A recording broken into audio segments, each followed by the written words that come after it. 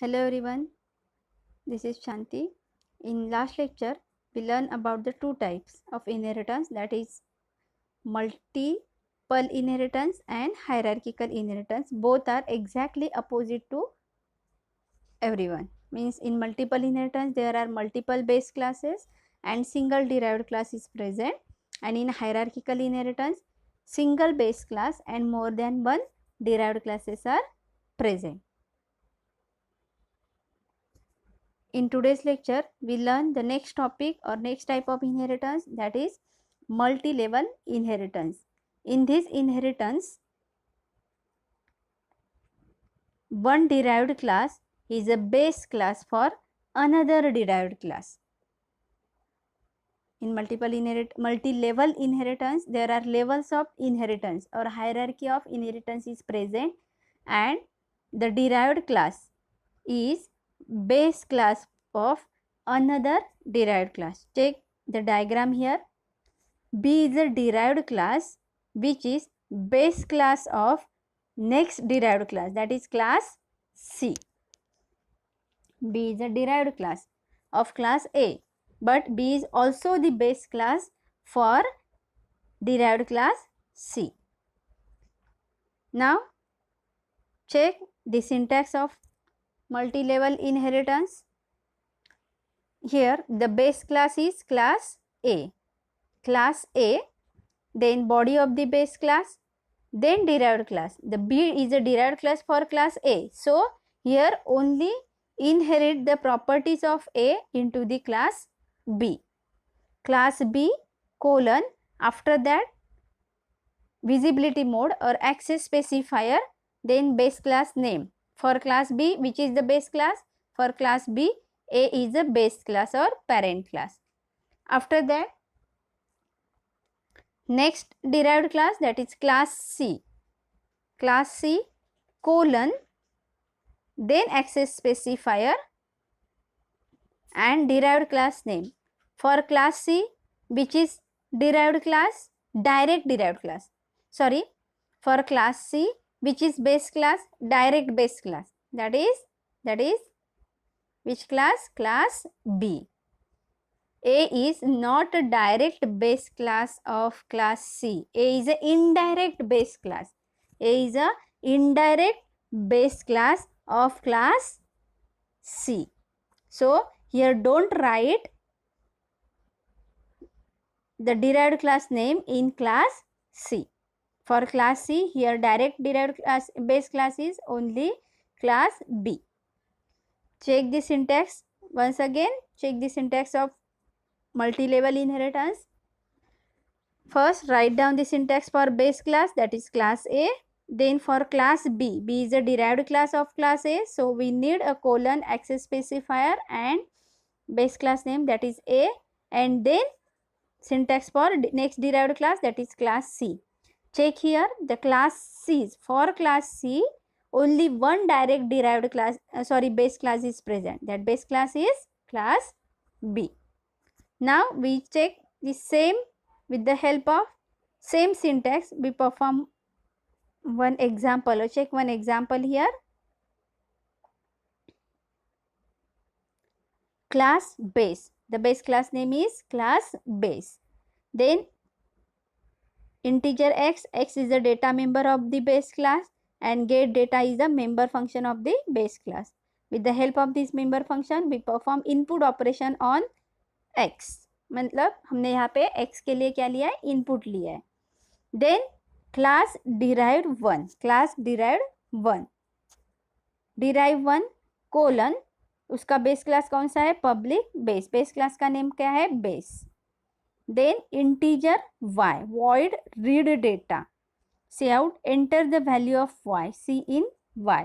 यहाँ पे हमने y के लिए क्या लिया है? इनपुट लिया है. Then class derive 2. डिराइव 2 में कौन इनहेरिट होगा? अभी derive 1 colon public derive 1, that is derived from class derive 1. Then private integer z public void integer data and c in z. Enter the value of z. यहाँ पे हमने z के लिए क्या लिया है? इनपुट लिया. Then next member function that is void product C out product x into y into z. अभी आप लोग यहाँ पे कंफ्यूज हो गए होंगे. Check here. x is a data member of which class? Base class. x is the data member of which class? Base class. और base class तो हमने इनहेरिट नहीं किया है डायरेक्टली डिराइव्ड 2 में. जो बेस क्लास है हमारा वो हमने कहाँ पे इनहेरिट किया है? डिराइव 1 में इनहेरिट किया है. बट बेस क्लास से इनडायरेक्टली क्या हो रहा है? इनहेरिट हो रहा है डिराइव 2 में. That's why we access the x data member of the base class into derived 2 directly. Second important thing, x is declared in public section. X is declared in public section of the class base. That's why we directly access x in throughout the program, means anywhere in the program. Next, y is a data member of derive 1. Obviously ये accessible तो होगा ही क्योंकि ये public भी है. And second important thing, derive 1 is a direct derived class for derive 2. Sorry, derive 1 is a base class, direct base class for class derive 2. So हम y को directly यहाँ पे access कर रहे. Now check here, z is a data member of class derived 2. But हमने z को क्या किया है? प्राइवेटली डिक्लेयर किया है. तो आप सोचेंगे कि ये एक्सेसिबल क्यों है? देखो, the private member of the class, the private data member of the class only accessible in the member function of the same class. I repeat it again. Private data member of the class only accessible or directly accessible in member function of that class only. z अभी यहाँ पे check करो, z ये data member है कौन से class का? Derive 2 का डेटा मेंबर है. z ये क्या है? डेटा मेंबर है कौन से क्लास का है? डिराइव 2 का. और वो कौन से सेक्शन में डिक्लेयर किया हुआ है? प्राइवेट सेक्शन में. बट प्रोडक्ट void प्रोडक्ट, ये प्रोडक्ट जो फंक्शन है ये मेंबर फंक्शन भी उसी क्लास का है. Which class? डिराइव 2 का है. void product is a member function of same class which derived 2, and that's why z ये प्राइवेट होने के बाद भी हम उसी क्लास के फंक्शन में उसको एक्सेस कर सकते हैं. उसी क्लास के फंक्शन में एक्सेस कर सकते हैं. सपोज कंसिडर हियर x जो डेटा मेंबर है या y ये जो डेटा मेंबर है बेस क्लास का, बेस का और डिराइव 1 का, अगर ये हम प्राइवेट डिक्लेयर करते तो फिर ये हमारे प्रोडक्ट फंक्शन में एक्सेसिबल नहीं रहता. देखो, any one of the variable from in x and y में से कोई भी एक वेरिएबल अगर प्राइवेट डिक्लेयर कर लेते तो वो वेरिएबल हमारे ये प्रोडक्ट फंक्शन में एक्सेसिबल नहीं रहते.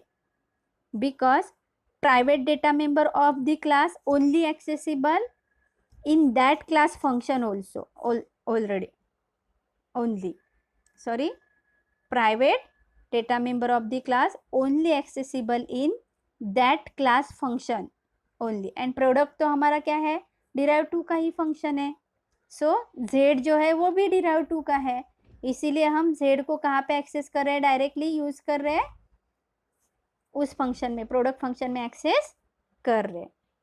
आपको एक्सेस स्पेसिफायर अच्छे से समझ में आएंगे तो ही ये समझ में आ जाएगा. Okay, the next is our main function. Here derived class is last derived class. Only consider the last hierarchy, last, that is leaf node. leaf node जो है वही हम लोगों को कंसिडर करना है derived class, that is derived to object create किया यहाँ पे हमने a. Here we created the object a. Then call all the functions with the help of this object. That is a dot get data, a dot read data. The get data is base class function. Read data is a derived 1 function. Then in data, that is function of the derived 2 class. And after that product function of that derived 2 class. Then return 0. Why we write here a return 0? Because main function is, why here return 0 is compulsory?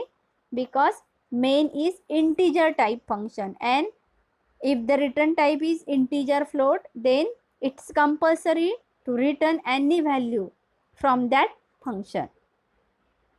Okay, here our multi-level inheritance example is completed. Next is a hybrid inheritance. Next type is hybrid inheritance. Hybrid inheritance is the combination of more than one type of inheritance. Means अब check करो, the A is a base class for B and C, means single base class and more than one single base class and more than one derived class. Means ये कौन से type का inheritance हो गया? Hierarchical inheritance. And नीचे वाला diagram check करो, B and C both are base classes for which class? D class. Means multiple base classes and single derived class, that is multiple inheritance. Means ये जो diagram है, this diagram is the combination of hierarchical inheritance and multiple inheritance. Check the diagram again. A is a base class for derived classes, both derived classes, that is B and C. B and C. Single base class, more than one derived class, means hierarchical inheritance. And check the next, that is B and C both are base classes for single derived class D, means more than one base classes and single derived class, that is our multiple inheritance. So hybrid inheritance is the combination of more than one type of inheritance, which we already learned in our previous lectures. Okay, now check the syntax with the, or always write down the syntax with the help of diagram. It's very easy for you. Check here, for first base class is class A, write down the body, then class B, for class B which is the base class? A. So access specifier A, then class C. Oh sorry, syntax is wrong. For class C, again write down the colon public A. Here is a mistake, so please solve this. For class C colon public A, because for C, A is a base class. After that, class D colon. For class D, there are two base classes, that is B and C. So public B comma public C. Always write down the syntax of any type of inheritance with the help of diagram. So there is no any chance of mistake. Okay, even if to perform any example or any program, to write down the any program, we take the help of your diagram. This is easy way to perform or to write any example or any program of your inheritance type. Okay, now here we check the example of hybrid inheritance. First is a base class A, where we declared only one variable or data member, that is x of type integer. Then next, that is class B. For class B,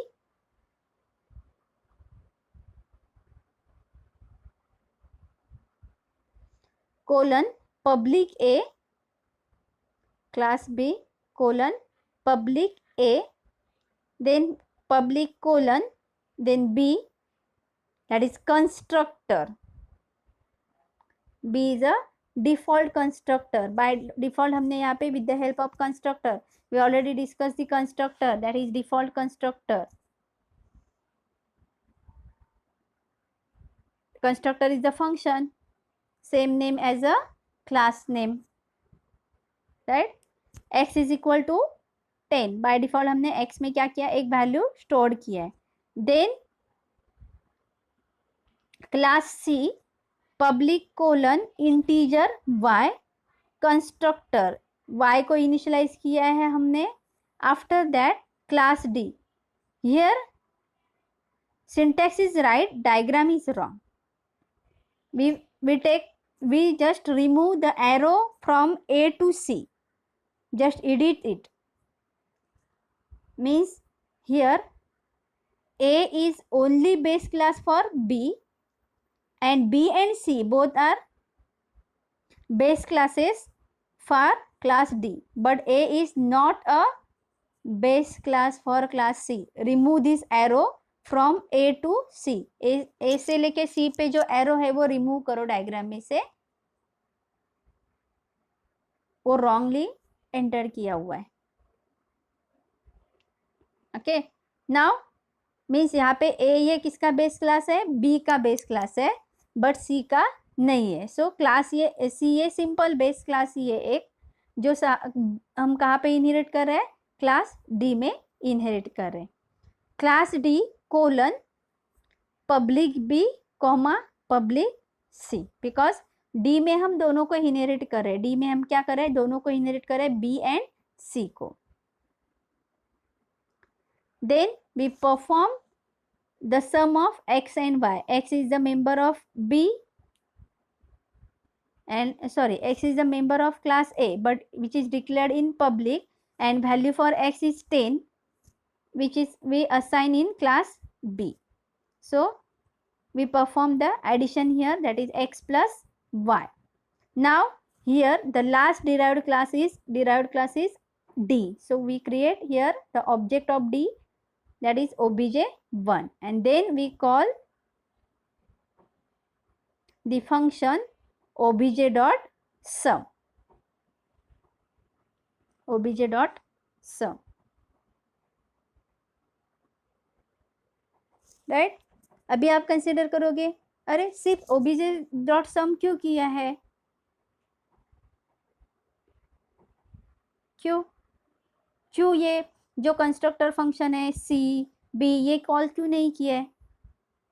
we already learn in constructor topic, constructor is invoked और execute automatically. Constructor function जो है वो automatically क्या हो जाते हैं, execute हो जाते हैं. स्पेशली अगर डिफ़ॉल्ट कंस्ट्रक्टर है, कंस्ट्रक्टर क्या है, डिफ़ॉल्ट कंस्ट्रक्टर है, तो उसको ऑब्जेक्ट के थ्रू कॉल करने की ज़रूरत नहीं रहती है. वो जैसे ही ऑब्जेक्ट क्रिएट हो जाता है ऑटोमेटिकली कंस्ट्रक्टर फंक्शन हमारा क्या हो जाएगा, एग्जीक्यूट हो जाएगा. सो यहाँ पे B and C, B is a constructor function of class B and C is a constructor function of class C. सो ये दोनों को हम लोग को ऑब्जेक्ट के थ्रू यहाँ पे कॉल करने की ज़रूरत नहीं है, एग्जीक्यूट करने की ज़रूरत नहीं है. वो बाय डिफ़ॉल्ट कंपाइलर क्या कर लेगा, एग्जीक्यूट कर लेगा. Okay, here our all the types of inheritance covered, that is single inheritance, multiple inheritance, hierarchical inheritance, multi level inheritance and hybrid inheritance. अगर आप लोगों को ये इसमें कुछ भी डाउट रहेगा तो ये हम प्रैक्टिकल के टाइम क्लियर करेंगे. प्रैक्टिकल सेशन में हर एक प्रोग्राम हम परफॉर्म करके वो कंसेप्ट क्लियर कर लेंगे. Thank you.